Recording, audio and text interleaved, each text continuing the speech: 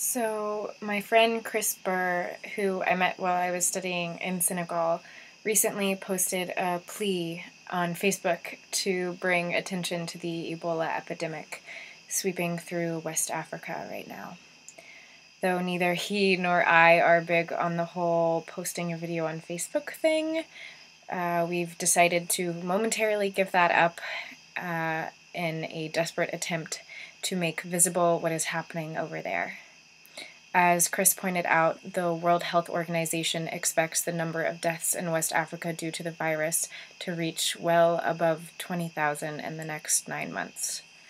It's reported that there's already been over 3,000 people affected and almost 2,000 deaths, but the WHO thinks the actual number of cases is probably 2 to 4 times that number.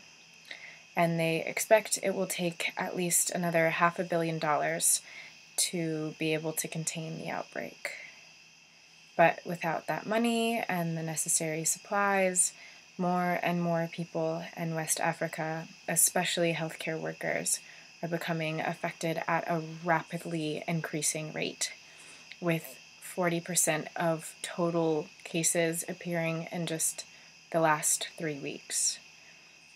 And this week, Ebola has been confirmed to have spread into Senegal, which news outlets are now calling a top priority emergency.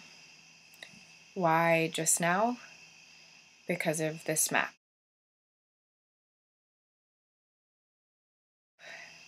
Because Senegal is a major travel hub, which means it is possible that soon it might not just be Africans who are dying. As I read reports of the first confirmed patient in Senegal, I can't help but think of all of the people in that area who took me in, spread their already limited resources to adopt me into their families, and showered me with food and hospitality. The people of Sacré-Cœur in Dakar, of Djaibap in the Chess region, and the people of Tiré and Pekin, or what the news is now calling the outskirts of the city, where patient 1 of Senegal spent several days before being quarantined at the University Hospital of Fann that I visited just weeks ago. But what really terrifies me about all of this is not the gruesome details of the hemorrhagic fever that is Ebola or how quickly it spreads, but rather how entire communities of people in need continue to remain invisible. They're wiped out under the terrifying name Ebola outbreak and forgotten the minute we switch to the next news segment. I myself have even been pretty apathetic to the epidemic at times now that I'm back in the comfort of the United States. Recent polls show that a quarter of Americans are scared that Ebola will leak into the States, which is, I'm sure, aided by the extensive coverage of possible Ebola cases in the US and the elaborate maps that show how it could possibly spread from Africa to the Americas and Europe. If this is the fear we have here, imagine how the people of West Africa are feeling, already surrounded by the epidemic, invisible to the media, and entirely vulnerable without the resources to contain this virus. In his original video, Chris asked that we donate to the Red Cross and Doctors Without Borders, so I've posted the links to do so. And though I will also be donating to these foundations, today I'm feeling particularly called to donate straight to the people I know in these communities who have been working for years before this Ebola outbreak and will continue to care for the health and well-being of their communities far after.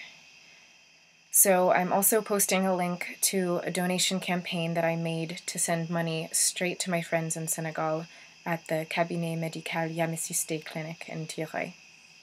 These people took me in, were so patient with me, and showed me their ways of caring for the sick with very limited resources.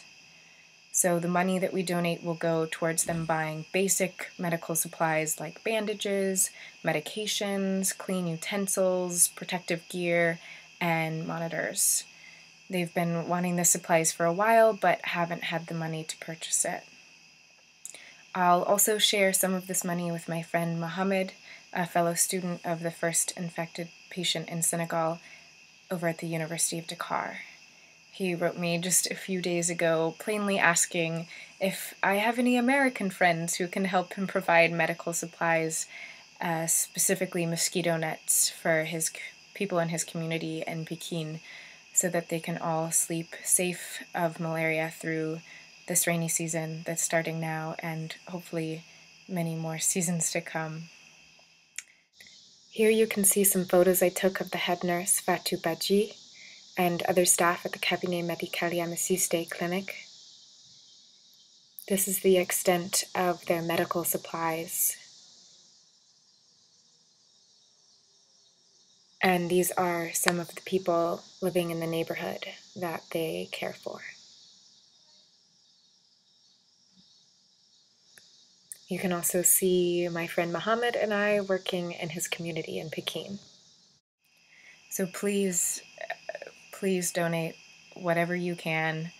$1 here goes a really long way there, and trust me, you could not find a more competent, any more competent, caring people who are so desperate to be able to provide for their communities, to share a little bit of your leftover kindness and pocket change with.